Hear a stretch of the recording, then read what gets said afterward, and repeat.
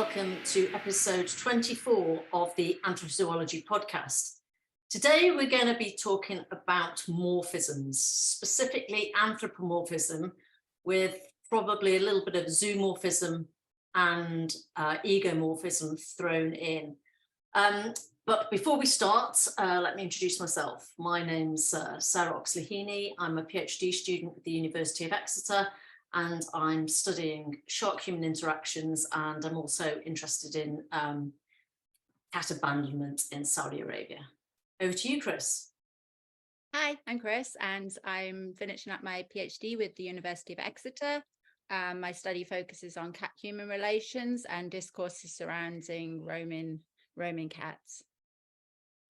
And I'm Michelle Sidlowski. My PhD is in anthrozoology, and my main focus is on human-elephant relations in Asia, with a focus on how ecotourism and non-governmental organizations impact the health and well-being of elephants and those who care for them.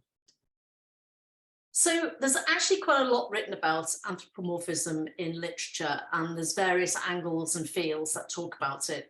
But if we start from the simple premise that anthro is meaning human and morphism means to change, and that in the terms we use it is when people assign human characteristics to non-human animals. Anyway, perhaps we can start with the term, start looking at who coined the term and why and when. So the term is attributed to Xenophanes in the 6th century BC, when he was using the term to describe how gods and other supernatural agents tended to bear a striking resemblance to their believers. And he actually observed there were two basic ways of anthropomorphizing. One involved attributing human-like physical features to non-humans, for example, hands or a face. And the second involved attributing a human-like minds to non-humans. So the basic definition is applying human characteristics to non-human animals. And one thing that we come up with a lot is what is a human characteristic? So you might say, oh, my dog is feeling sad, or my cat looks angry. And that is applying a human, so it's being used in those contexts to apply a human characteristic or emotion to a non-human animal. But really, anger and sadness are something that we know, at least all mammals sort of feel to the same basic level. So it goes, it applies to a lot of things that we think are human attributes and applying. So maybe it's misapplying them to animals when, for example, we're saying a cat is smiling when they're not, they're exhibiting fear. So maybe there's room for a little bit of discussion here, as in what is human, what is animal. So I think that this attribution of human characteristics to especially our companion animals is very natural. It comes from what we do as humans, looking for a theory of mind. You know, when we're born, we don't understand that other people also have a brain, and other people think, and other people have needs and desires. And I think as we develop that as children, it's a very natural extension to apply that to the other species that we have in our lives. It's a very natural extension of trying to figure out that they're living beings, that they're sentient. And there's some argument there that it's a necessary evolutionary step. We have to be able to pay attention to other living beings to keep ourselves safe and healthy. And when we were hunters and gatherers, to find other animals to eat, to understand their behavior, to understand that they also had agency and could change what they were doing and adapt to that. So it's really important to us as a species to be able to do this in a very natural process. And the term itself is actually used in various fields, as we mentioned before, about assigning human characteristics to gods, to inanimate objects, flora and fauna, as we're discussing, and also to robots. And maybe we can talk a little bit more about robots later, but one of the aspect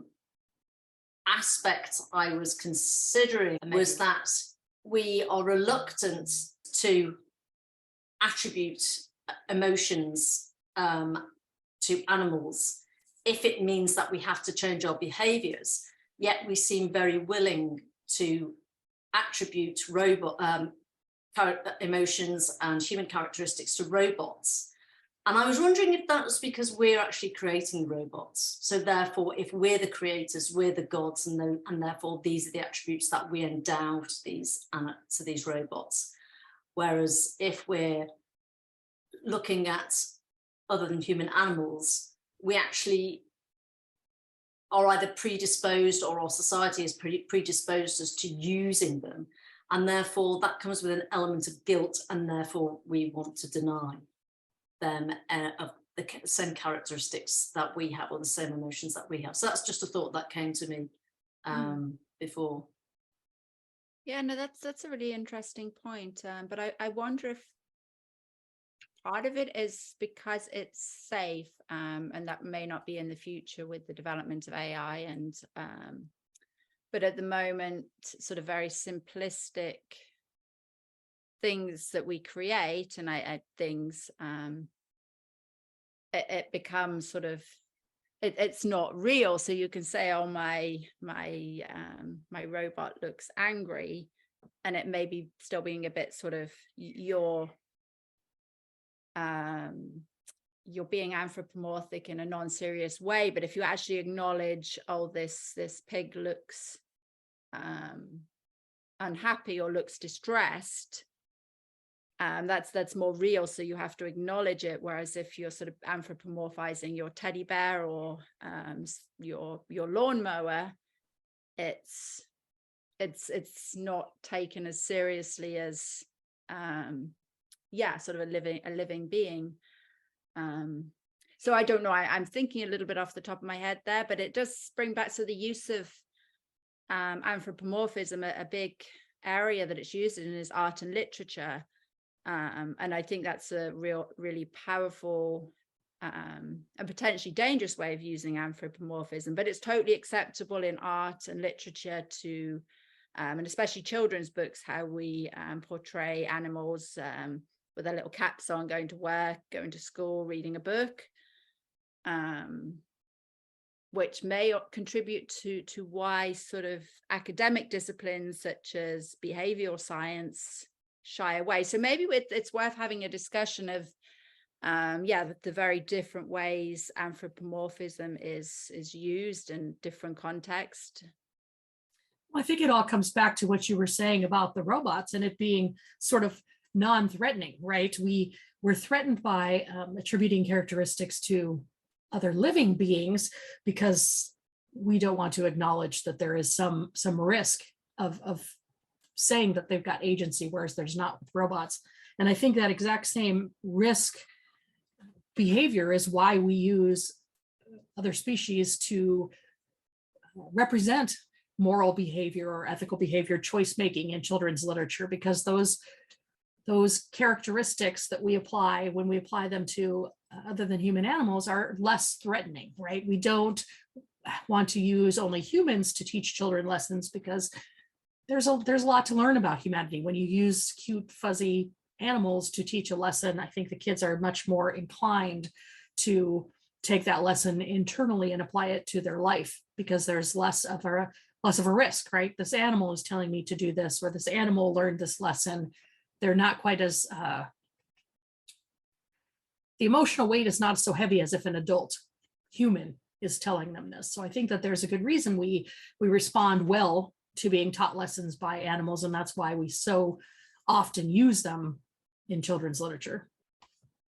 And also because the way that animals are portrayed in children's literature and children's media, like Disney, for example, the animals are portrayed with the big eyes, the cute features. They're very non-threatening in the presentation, unless they're presenting an animal who they want to portray as a representative of a bad, evil, malevolent force in the world. For example, sharks are always portrayed as are usually portrayed as the creatures who have an intention to kill, to maim, etc. Even Bruce the shark in Nemo was shown suppressing his natural intention to want to go out and eat and devour and rip apart, etc.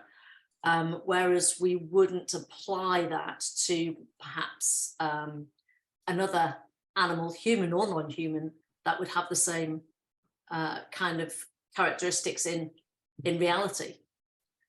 But going back to the robots and anthropomorphism, I don't know if you've seen 2001: Space Odyssey, but in there, HAL 9000 says, "I'm sorry, Dave, I can't do that," and it's about him expressing his agency, and then obviously the whole movie takes on a chilling feel.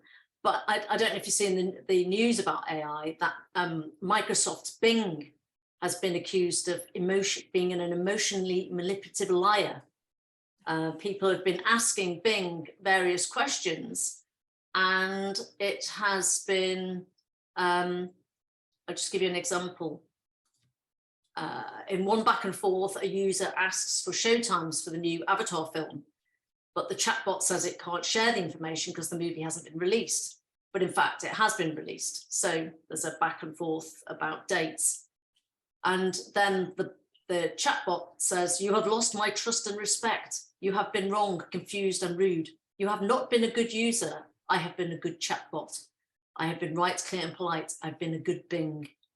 And that's quite an interesting anthropomorphization of the programmers, perhaps.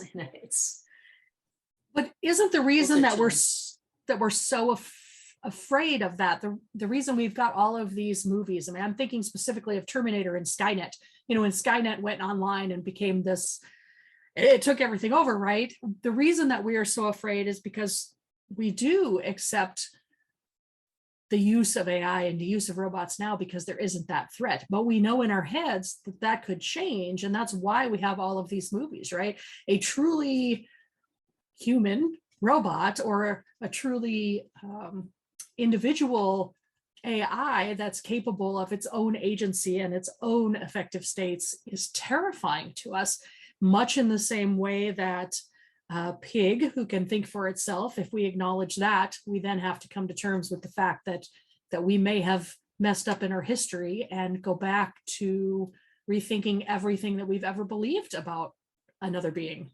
But the power balance is completely different, isn't it? With AI, it has the power to, well, according to movies and perhaps in real life, and Elon Musk seems pretty scared about it, whatever that, whatever weight you adhere to that.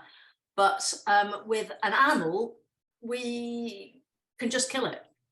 So we don't have the same, we're able to suppress our guilt or our fear by actually just dealing with it, swatting it. Whereas AI, will be doing the swatting to us. So it's interesting how we give that agency to AI, perhaps because we then have to think of all the solutions that we might need to put in place if that happens. Whereas with other than human animals, we just control and dominate them. Couldn't we see those movies though as sort of us working therapeutically through our fear that we're somehow going to discover that other species are just as intelligent as we are and should have just as much freedom in their lives? Is this fear of the robot taking over really our minds telling us, oh, we're trying to deal with the thought that maybe we haven't been treating other species well, and we're using robots as a stand-in for all those other species as we try to deal with our own cognitive dissonance and history?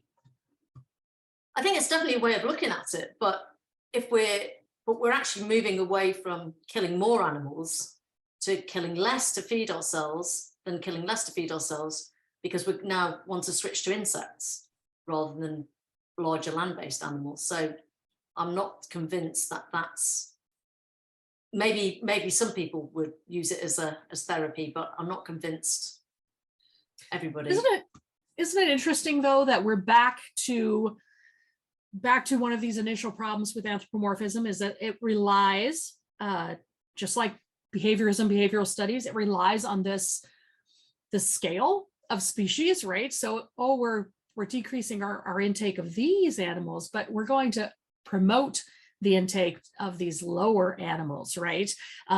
Which we are, certain, I guess, scientifically certain, according to, biologists, that maybe they aren't at that same level. So once again, we're doing this species listing. There are better species or more important species and lower species. So that's problematic in itself. There's something interesting in this discussion now, that we're talking about anthropomorphism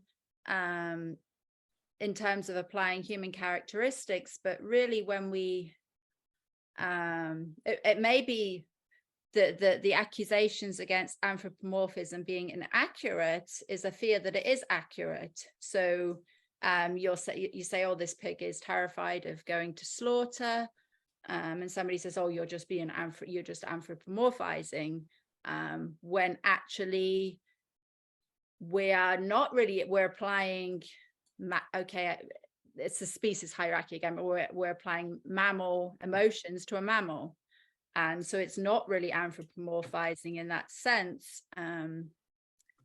It's thinking about continuity. Yeah, it's almost like a fear of being true. So if you say this animal is scared, this animal is unhappy, and then the retort is, you're anthropomorphizing, and that's sort of going back to in the animal machine, and a lot of that justified treatment of animals, of other animals. So can we talk for a moment then about how that can be a positive thing, that how maybe using anthropomorphism could be a good thing if it leads us to a better understanding of other species? Yeah, so I've been thinking, so I mean, anthropomorphism really is a spectrum, and I like how Ruth Bernstein, and we'll put a link to the references in the bottom, so 10 years ago now, talked about a spectrum of anthropomorphism from strong to weak. And I don't necessarily like the idea of strong to weak, because weak implies not useful. Strong is powerful, and I think it depends how you use it. But basically the idea of strong anthropomorphism was the little duck with his school cap on and his little satchel going to school and going to math class, whereas weak was recognizing that, ducks feel pain, fear, that they but describing it in a way that humans can understand, because humans have different senses, different language, different way of understanding the world. So in order for humans to understand another species requires some sort of translation. So that was kind of weak, but really the weak anthropomorphism is the most powerful, I think. And I think that really can help us understand other animals, whereas what they call the strong sort can actually help us misunderstand. So that's where all the misunderstanding comes in. And I like the idea of the spectrum, though I'm just opposed to the idea of strong and weak, because but for lack of a better word. I think anthropomorphism has a lot of power to be used for good or bad. It can be used to sort of misrepresent animals, over exaggerate, and then discredit any use of anthropomorphism. But I also think it's valuable.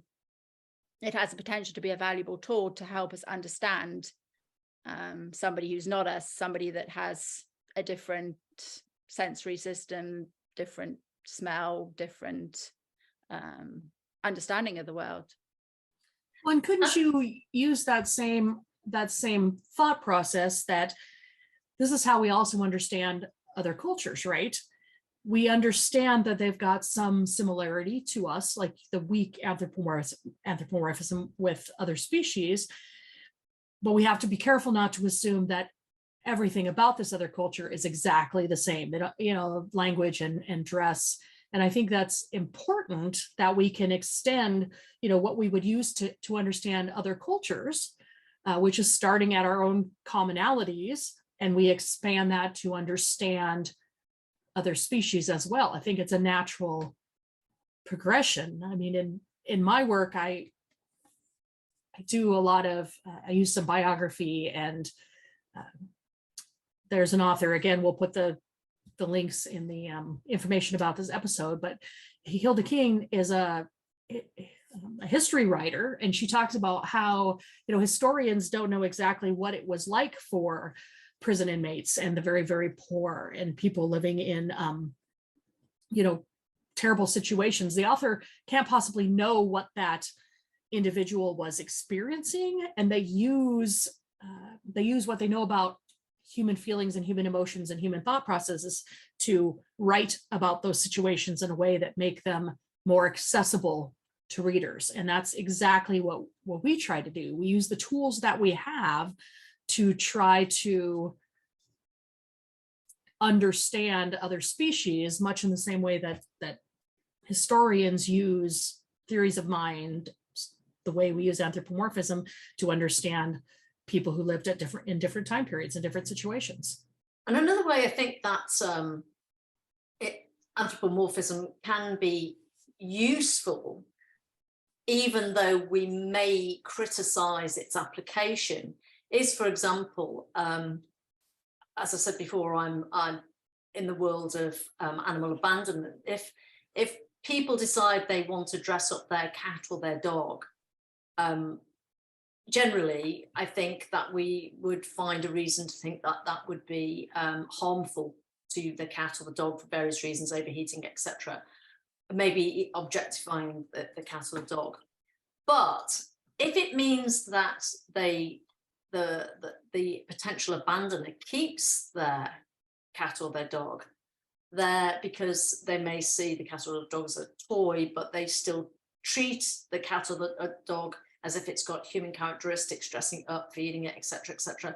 There's less harm coming to that animal. So there's this really weird application, but which receives criticism, but at the same time, does it save certain animals from a worse fate? Yeah, I've read that some, or I know that some shelters will do that with certain breeds of dog. They'll put little bandana around their neck because it creates this more friendly persona that they feel will make them more, will help potential adopters be more endeared and less intimidated. So that is a form of anthropomorphism, right? Making them more human-like. Or I think anthropomorphism, or is that? I think it's creative anthropomorphism, and I think we use it, in a lot of different ways. You use it when you're trying to make an animal more real. There's a reason we give them a name, and there's a reason that, we try to focus on the individual. There's a reason why lions are killed every day, but Cecil the lion was really more problematic, and caused an outcry because Cecil had a name. He was an individual. He wasn't just a lion. So by giving characteristics and personality and individuality to certain animals, we can save them. But is that anthropomorphism? That's human. What is the word for that? Humanizing them, individualizing them? Is there? Well, by giving them names, I mean, that's about as anthropomorphic as you can get, is giving them a human characteristic like a name, something that identifies them as an individual. But but identifying it, I'm not sure I would follow that, because we don't know that other human animals don't have names for each other in some sense. We don't know how Correct. They identify. But we've given them specifically human names in this case.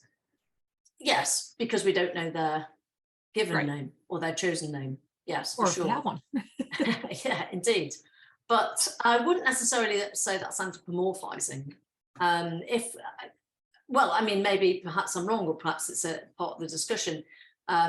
I think we get criticized, as Kris alluded to before, because because science objectively wants us to distance ourselves because of the history of science from other than human animals, because of course we are also animals, because having this objective stance means there is more truth out there and more truth to the experiments. But we know that that is actually, it's all about perspective and interpretation, culturally, individually, etc., etc. There is no specific truth, as it were. There might be certain laws of physics that are followed, but even then you don't prove, you only disprove. But some of the there is a bridging between science, some scientists who want to maintain certain amount of objectivity, and people in our camp, for example, who actually want to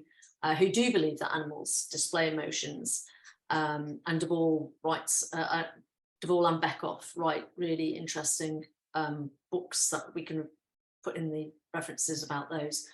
But this bridging is called critical anthropomorphism, where we recognize a continuity, where scientists recognize a continuity, try to be objective, but also try to be reflexive as a human observer. So is that something you both do in your research? I do. Well, and it makes me, I'll just buzz back for just a moment about, it makes me think of Jane Goodall and how the outcry when she didn't give her research participants numbers, but rather she gave them names. I mean, I think that was a huge step in bridging the gap between natural and social science, and that to understand species structure and social behavior in our own minds, it helps us to assign them a name, even though they're not going to, understand that name or accept that name. It helps us.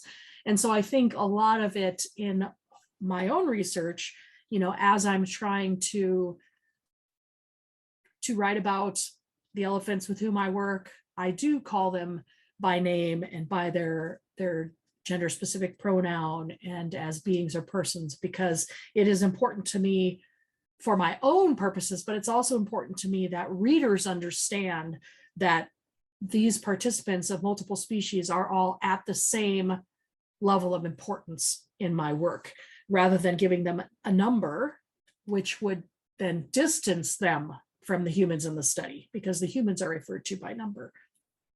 I think another interesting perspective that Milton has brought to the field, to the landscape, the anthropomorphism landscape, is she talks about egomorphism, which I really like, because I watch a lot of TV with crime in it, especially murder. And I'm always fascinated to see who's done what and why, not specifically the murder itself, but the aftermath and finding out who it is.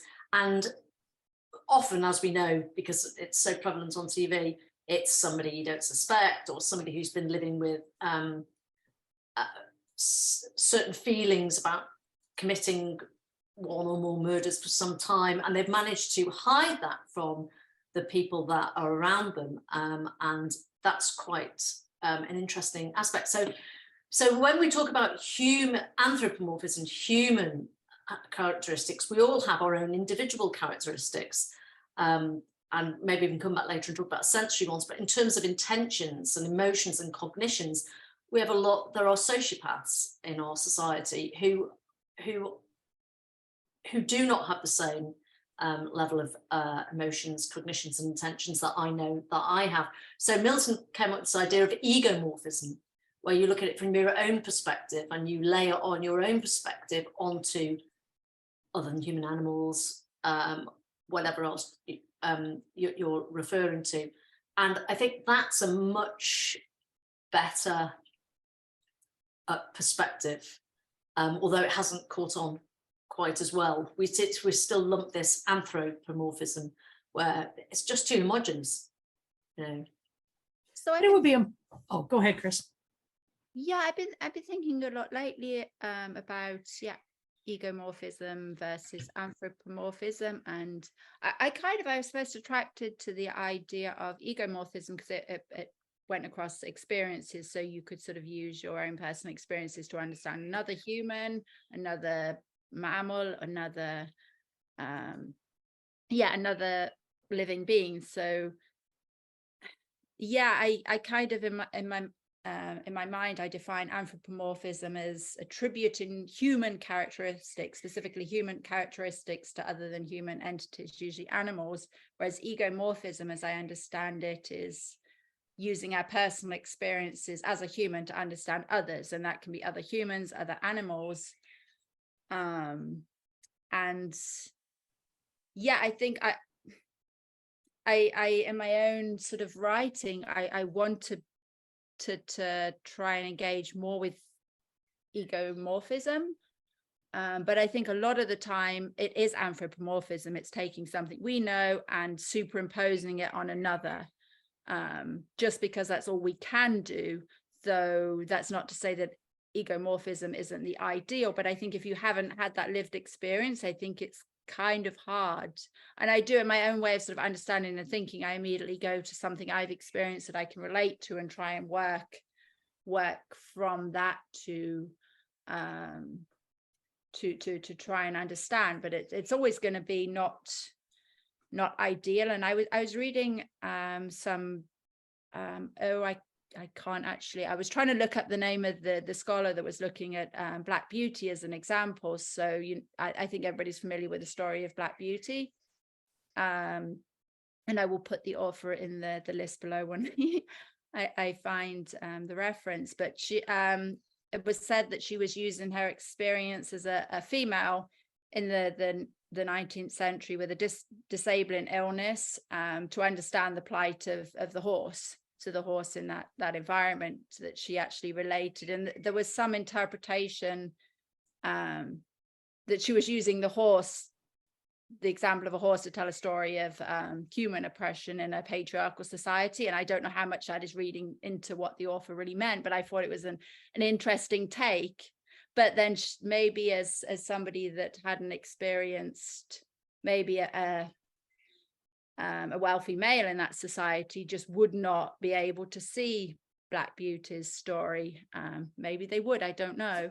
I talked a little bit about that in my thesis too, that there are some similarities, right? Was I drawn to studying elephants working in tourism because these are middle-aged females in a society in which they are alternatively valued and devalued, where they're celebrated as endangered species and commodified. They have little control over their lives.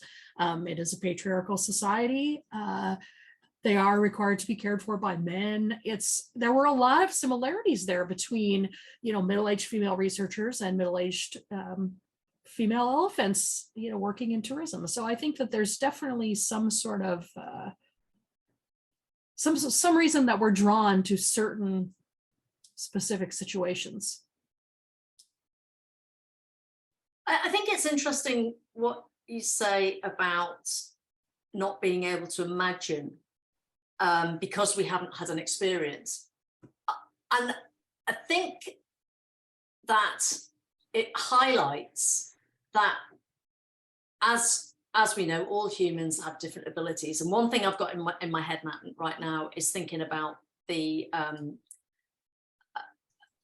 I don't know if you use the word ability, but some people have synesthesia, where there's a sensory crossover. I don't have it. I don't know if you guys have it, but it's something that I haven't experienced. But I have talked to somebody who's had synesthesia, so I can imagine a little bit what it's like. And there's a really interesting book, and I read a little bit about it. And he talks about the bright red spikes of red when he hears something. And that was so vivid to me. I'll find the book and put it in the references. But I think do we all have the same ability to imagine and put ourselves in other people's shoes? And does this go back to the idea of people having different amounts of empathy, for example? I mean, I know that there are theories that empathy has risen within us for a variety of reasons, which we could talk about later. But for example, as somebody who deals with cats and dogs in very bad situations, the empathy just is so strong, and I can't. It's just beyond my imagination to imagine they're not suffering or they're not in pain. So I'm wondering about this ability to imagine if we haven't experienced something. I haven't been in a car crash. I haven't had pyometra, all of these different things. But you can, even though a cat doesn't have an expressive face in our terms, you can see the way that a cat with pyometra is feeling and sounding and smelling, etc. And you probably both have experienced the same with animals in your lives. So we can't experience being a cat, but we can experience pain, we can experience happiness, we can experience joy, and we can recognize that, or we can recognize it. Does everybody have that same ability? Is something that I'm interested in. Well, isn't that part of the point of using critical anthropomorphism or creative anthropomorphism to gain those experiences, right? Because if you had never heard about synesthesia, you would have no frame of reference to it, and therefore you couldn't imagine it, you couldn't put yourself in that place. So I think that by using some creative anthropomorphism, we're actually sort of expanding our toolbox to give us one more thing that we can make connections with, right? As long as it's used responsibly. And early in my career, I actually wrote a paper about that. So I'll put that link in there, as well, kind of that positive uses for.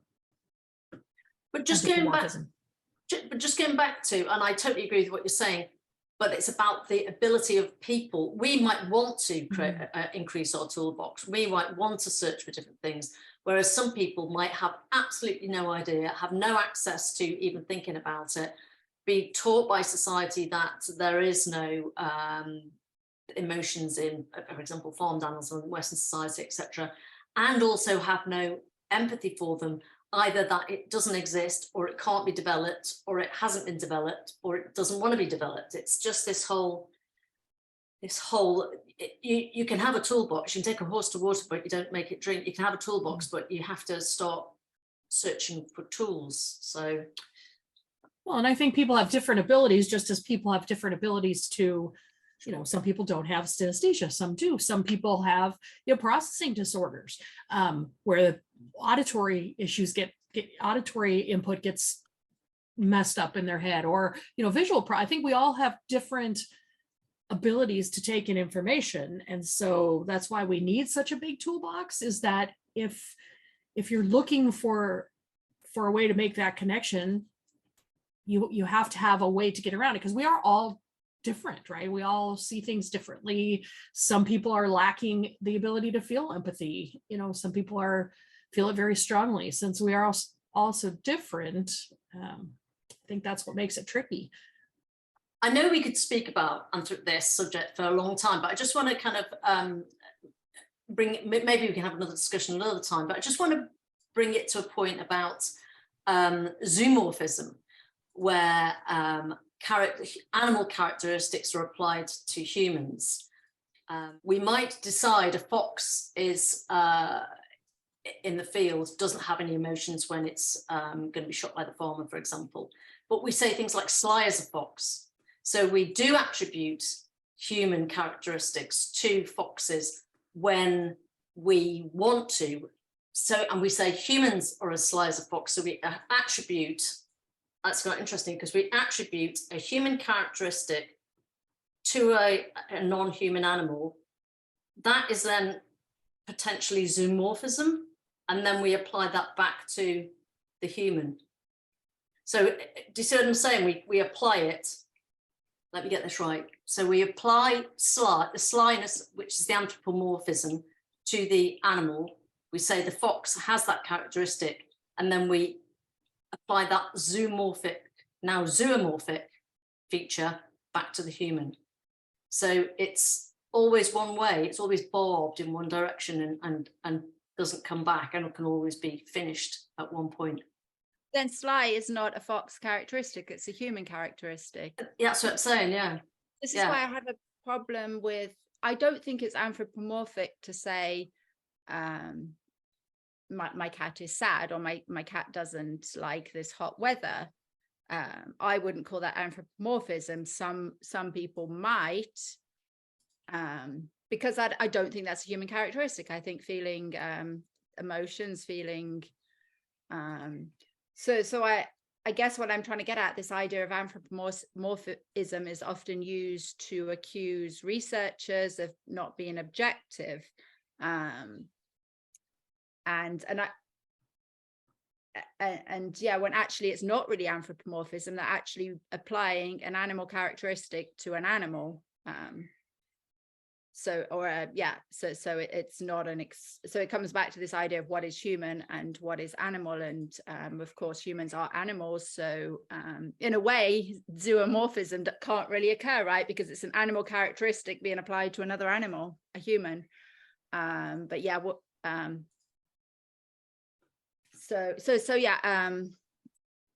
think, but also I think that anthropomorphism is fine if you recognize it. So to try and explain or to try and understand, for example, I study cats. To try and understand the cat, I'm a human, I need to understand things in human terms. And even if I was a cat, I wouldn't be able to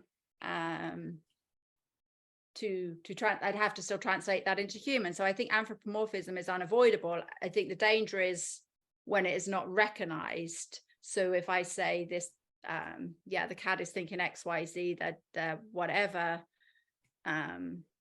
without recognizing that I'm maybe over-interpreting. And I think that's the danger with anthrozoologists. We recognize the animal other as being beings and having feelings and intelligence, and I think we too have that danger of over interpreting sometimes. So I think this critical anthropomorphism is important from that way too. So we just have to make sure that we're using reflexive anthropomorphism, exactly. And using it critically and constructively, as opposed to non-reflexive anthropomorphism, which would be, in my opinion, dangerous, because then you're sort of implying that these assumptions that you've made are correct. And there's where we run into some danger. And one of the last things that I'd like to raise, to ask the audience if anybody out there would like to talk to us about zoomorphism in terms, or anthropomorphism, but zoomorphism in terms of the rise of people more and more identifying as animals. So I don't know if anybody's out there that would like to talk to us about that on the podcast, or indeed if in any of their research they've come across cases of anthropomorphism which has created issues for them or created great benefits for them and the more than human animals that they study, participate with, work with, etc. So that, I think that'd be a great really interesting podcast for the future. So please do reach out to us on one of our social media pages or email, or on our website, which you can find in the notes below. So thank you very much for joining us, and we look forward to seeing you all next time. Thanks very much. Bye.